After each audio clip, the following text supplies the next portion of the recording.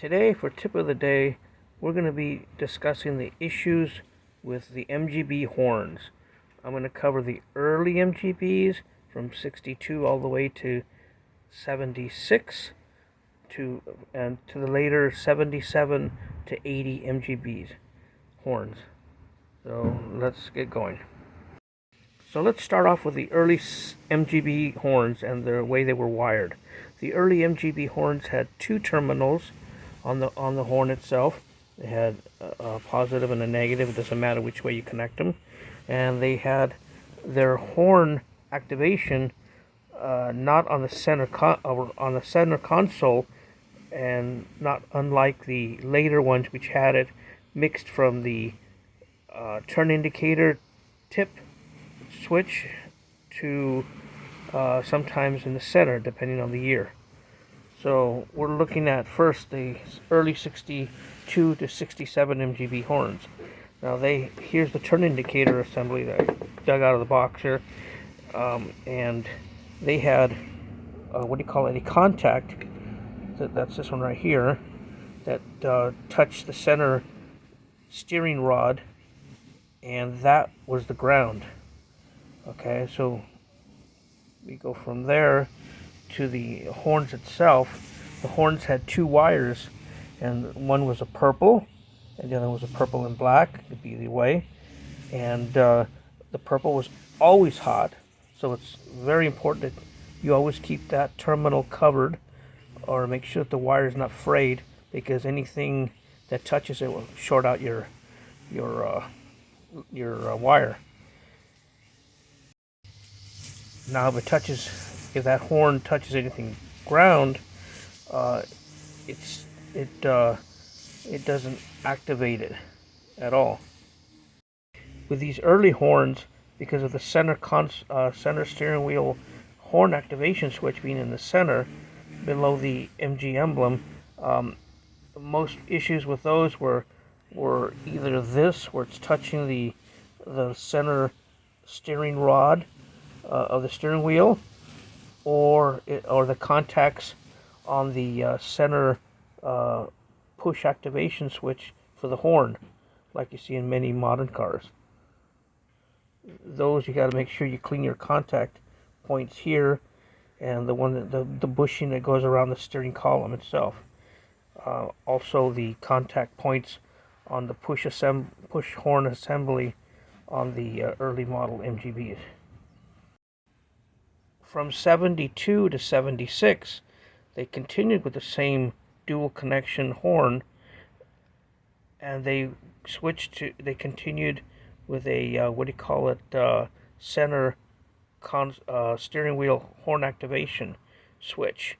And those were the usual problem with those were the switch itself, or the contacts on the horn itself, and I'll show you one right now.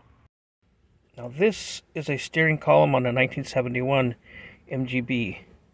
So let's take this off. And usually the problem is the contact. If your horn doesn't work, one of the areas you got to make sure is your contact surfaces on these electrodes here, or the contact points, are clean. Because as you push it to activate the horn, it closes the circuit to ground. Okay. Also, you got to make sure that this switch here is in good condition and the wire isn't broken inside, or sometimes the plastic will break, or dirty contacts on each one. Okay, put that back inside there. Also make sure that it's a clean surface all the way around where these contacts will touch. I had an issue with this, and I thought, oh, it's bad horns. It ended up being that these were all, had some corrosion on it. So I wire wheeled them. Then I put some dielectric on them to make sure that this was a good clean ground for it. So as you put this on, you make sure everything is. Right now I have the power off, or else it'd be working. So you just turn it like this, make sure it has good contacts, and then your horn will work. Right now the battery is off.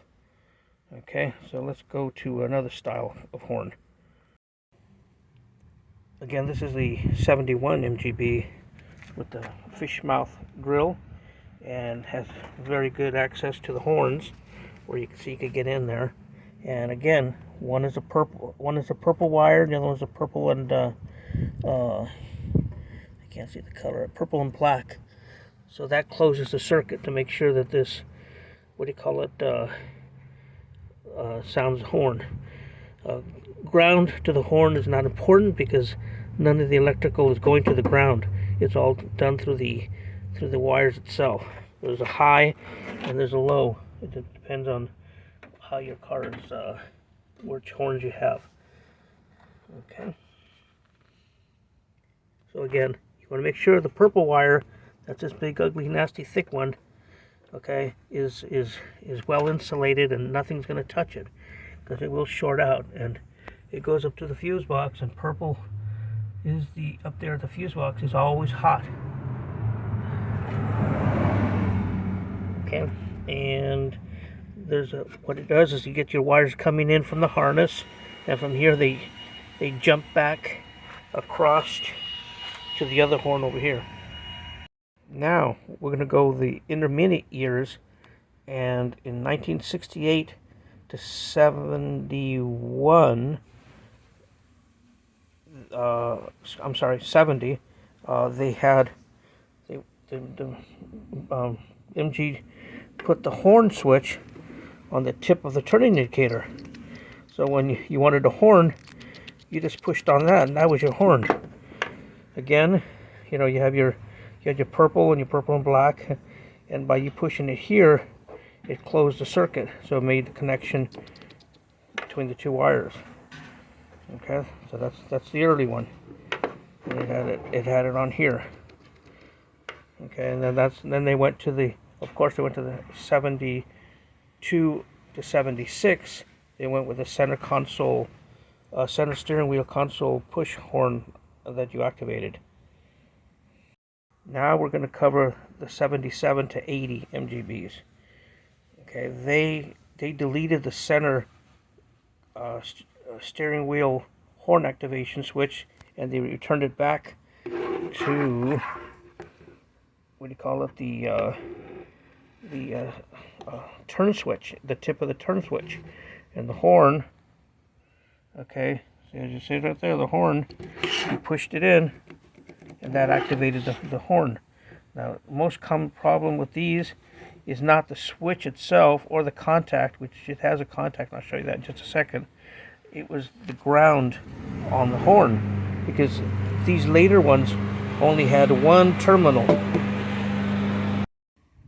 So the most common problem with the late rubber bumper MGBs from 77 on to 80 is not the contacts here at the tip of the switch. As you can tell, these contacts close the send the power from here all the way out to back to the horns. That's not the issue. The issue is the ground on the horn itself. So what happens is these are mounted to the chassis, and there's a bracket here, and it goes straight to the chassis. The problem is, since there's only one terminal, that's hot. Okay, that's your power. The problem is the ground, which goes from here to the chassis. So my solution is you make yourself a jump wire, nice 16 gauge wire with two loops here. You take this off, and you put this, and you mount that through there, and from there you could either ground it to the chassis, or what I like to do, I just go make sure it has the bracket itself, so I don't make another hole in the body. It gets connected to the mounting bolts or mounting bracket of the horn, so that gives you a good ground. Okay, these, unlike the other ones,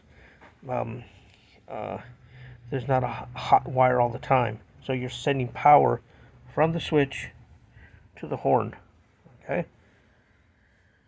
so this is a 79 limited edition MGB that I have, fully restored, and it has its horn on the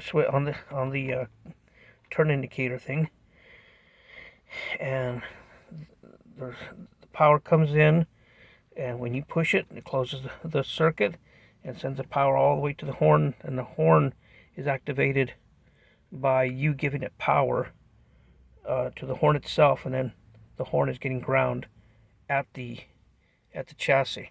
And I'll show you that right now. Okay, on the rubber bumper MGs, the horn is a little bit more hidden.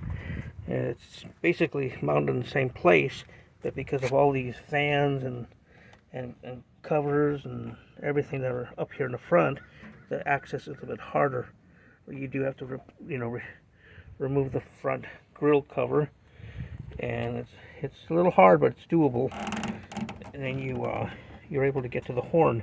And what I did with these, you can't really see it from here, but what I did is the horn's inside there, buried underneath the wires and everything, because now you have more wires going up for your side markers and headlights and your front turn indicators and markers.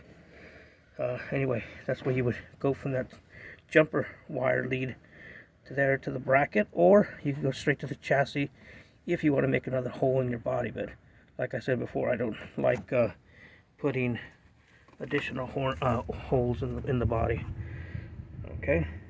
Okay, so in closing, let's recap again. Early models, they have a center push horn activation switch, and they use a contact to the steering column. There's a bushing on there, and the same thing on from 62 to 67, 68. They went with a push at the end of the turn indicator horn switch right here, which you push that and that activated the horn. 68, 69, 70, 71. They went back to a center console switch, and 80, of course, eliminated the center console switch and returned back to the switch on the end of the turn indicator, and this is the contact for that, and that's what closes the circuit on that style. All right, well, I hope this is helpful for you. If you like the video, share, like, and comment. And any questions, I do check what your questions are, so I'll answer you as soon as I can. Thank you. See you on the next video.